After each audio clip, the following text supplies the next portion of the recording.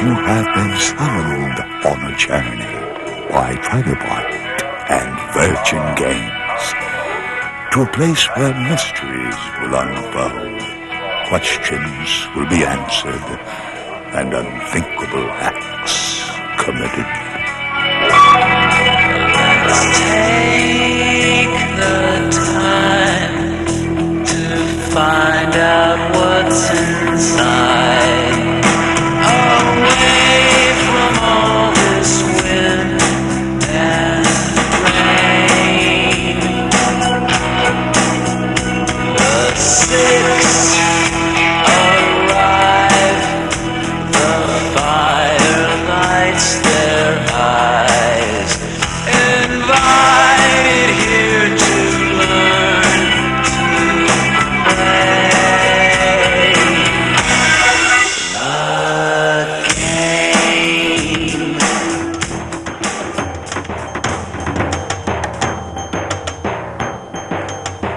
Nestled deep in the heart of Oregon, lurking amidst the quaint bed and breakfast dens of a small one-horse town they call Jacksonville, we find a company that has changed the face of global entertainment forever. The company's name is Trilobite. Well, we decided that there was a big new medium out there which involved CD-ROM. And this big new medium, CD-ROM, needed a definitive product. And the Seventh Guest seemed to fit into that. Needed something with power and passion and drama and story and animation and graphics and multimedia and sound overlays, and we were the people to do that. We were chosen by God. Trilobite is the brainchild of Graham Devine and Rob Landeros, who met in the summer of 1988 while working for Virgin Games. Both computer fanatics from a young age, Devine was actually expelled from school for taking an unauthorized vacation to finish programming his first video game, the classic coin-op pole position. So I took a week off school and finished it up. And it looked pretty good, and Atari was happy, and everything was good. Went back to school with a note saying I'd taken a week off school to finish up this game. Didn't lie. Didn't say I had the flu, which is what I should have done. And took it into school, and everyone in school went, okay, you're expelled. Both Devine and Landeros drew upon their colorful pasts and interests in the macabre to breathe life into the Seventh Guest. And the whole horror genre really appealed to us, doing an interactive version of Clue combined with David Lynch-like effects. And this is what we basically outlined to Matthew. We have this house that's going to be haunted, and the villain's going to be an evil toy maker, and his house is going to be filled with evil toys. With a groundbreaking game like The Seventh Guest, it was necessary to enlist the talents of the professional horror novelist, Matthew Costello. As I said, when I got involved to write the script for The Seventh Guest, it was essentially another writing job. Writers, of course, like a lot of people in creative field exist when they freelance, from job to job. It was a nice job, it was an interesting job, but nothing I thought of unusual note. It's only when I got involved and I saw what Trilobite was actually up to that I realized that there was potential for something extraordinary here. Most people who write novels are used to telling one story. They tell a story in sequence from beginning to end with 2 or 3 viewpoints. And that's a nice, neat way to work. You can just sit down every day and move the story a little bit further. My first writing was for games, doing interactive game novels and then interactive role-playing adventures for Batman, for games like Call of Cthulhu, which is a horror game, for science fiction interactive novels. So I was used to handling multiple plots. So when this came up, it was something I was familiar with, cutting and dicing, but I wasn't prepared for was the fact that it really had to be a film script in about 50 or 60 sections. Originally, we're going to try to find a Gothic-style Victorian house and take our cameras in there and take a bunch of photographs of the interiors, kind of a 360-degree pan of the interior of various rooms. But that became unfeasible, and it wasn't until Robert Stein came around and showed us how we could render, that it was truly feasible to render a room in 3D Studio. Okay, this is the first module of 3D Studio's 5 modules. This is called the 2D Shaper. In it we can create a 2D shape like this circle. We import the circle into the next module called the 3D Lofter. This circle can be moved along a path. In this case we have a straight path in which we will move our circle. A preview will give us an example of what the object would look like in 3D. Once we've decided to make our object, we can move that object and all other objects we make into the 3D editor. We can put them together in order to create anything we want, such as this chair. Small objects like this can be rendered in a relatively small amount of time, approximately 30 to 40 seconds for a complete 24-bit image like this. However, rooms such as the foyer and hallway system in The Seventh Guest are extremely large and will take up to 20 to 40 minutes per frame to render, and there's over 1,000 frames for that whole system.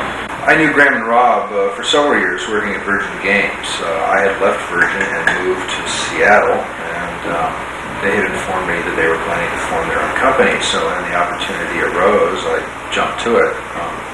Having known them, I felt I could work competently with them. And they were originally intending to shoot the entire game with video. They were aware that I was working with 3D Studio and rendering, and they asked to see some samples of what I could do. And I produced one room, a room that was never used in the game. And it was satisfactory enough to convince us that we could get by quite well using the 3D program for the entire house while still using video for the actors. Action! I have always wanted to be president. Possibly president of a bank. Playing with staff will be a breeze. I will surely win. Cut! My name is Deborah Mason, and I directed the live action for The Seventh Guest, and I acted as the character Martine Burden. Reach out, move the camera, roll your eyeballs. This particular type of acting is a new technology. Feature film acting has been around for about 100 years and is a series of angles, close-ups on the person. It's almost as if the actor is thinking the situation. With this particular type of shooting, we had the camera locked down, everything was from a long shot, a long angle, and it was difficult getting the facial emotion across. Instead of just a simple darling, we would have to use whole body movements. Darling! Similar to that with everything. In that way, it was similar to stage and having an audience. The most difficult part was staying on our mark, cueing the actors to work around different positions on a stage with your virtual reality, your imagined furnishings. We had a difficult time not walking through things all of the time. Hey, maybe we really can do this.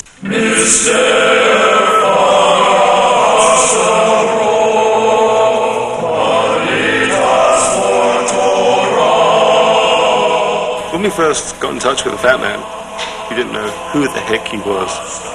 And, we didn't know that he was larger than life or that he was such a, musical genius. We didn't know he'd have such a big impact on the project. We thought he'd do the music. He didn't even know who he was. He didn't even know who he We was. unleashed his greatest potential. Here, my head is full of music.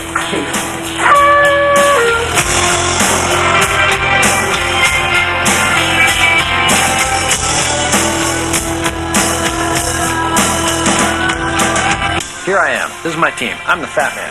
Seventh Guest. Dave Gevitt, Wing Commander, lots of stuff. Joe McDermott, Baseball, lots of other stuff. Kevin Phelan just sits around. I've got a piano for one character. I've got an oboe for another character. I've got a muted trumpet for another character. And they're all reflecting the personality of the character. The muted trumpet is sexy. The oboe is kind of doddering. The piano is a piano bar.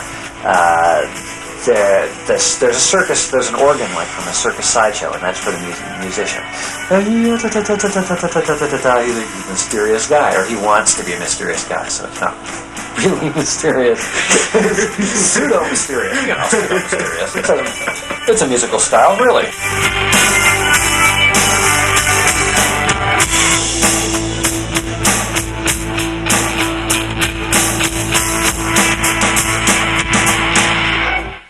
Leaving the Fat Man in Austin, Texas, we returned to Medford, Oregon, where the sound effects and audio post-production were handled by sound designers Greg Hayes and Webb Stoughton at Stoughton Studios. Well, you know, this project's been pretty incredible. The sound design on it was huge, to say the least. All the sound effects we had to create, it was much like creating sound effects for a movie. First step, of course, is just to break down the script, go through the script with a fine-tooth comb, break it all down, and that process is real important, that you identify all the sonic events that the scriptwriter was envisioning, and get those clearly in mind. Again, the texture that they were envisioning and that the creators are envisioning, and then from there begin.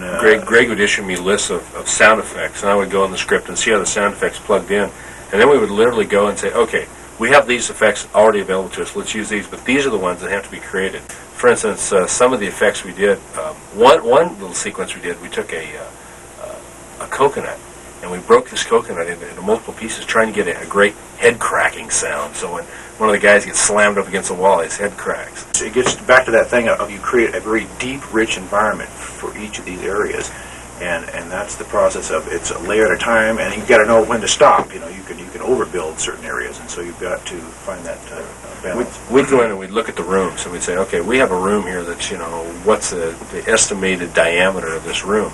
And is it got carpet on the floor? Is it wood on the floor? What do the ceilings look like? And we would design the delay settings or the reverb settings so that, or the echo settings, so this room would have this believable decay time. And this room doesn't even exist. I mean, that's what's so strange. It's just it's an abstract room, but yet it is a real room. You have to believe it is real. You're the one. I'm gonna leave this. Don't run away, please. Don't run away. Don't go. Don't go. Don't go. Bringing all these elements together and fitting them into 2 CDs requires the use of a relatively new technology known as digital compression. Well, for the Seventh Guest, really, I think it's all hinged on compression technology. We take full motion digital video and a relatively high-res screen, 640 by 320, and we compress it. And if you look at the originals, the original screens that we start with, they're 600K per frame. And we bring that down to less than 30K per frame so you can have full motion video streaming off of a relatively slow CD-ROM drive. When we started this project, there wasn't any full motion video, there wasn't digital movies that were playing on computers anywhere. We were really pioneering into that area with handling audio, handling video, handling all that. There was no tools that could handle a high-resolution screen. There's a number of animators out there that were low-res, but all of our images were in high-res. So a lot of the tools that we use here are completely proprietary. Basically, there were no tools for doing the Seventh Guest when we started out on this project. And fortunately, some right ones came along, and what wasn't available, Graham made. While creating such an avant-garde software product proved challenging, Devine and Landeros expressed no regrets for undertaking this highly anticipated multimedia endeavor. In fact, everyone involved with the making of The Seventh Guest seemed very optimistic about the future of the industry. So we now leave you with some of their predictions for where this new medium will take us. It's all a little bizarre right now. It can't become mass whilst it's so bizarre.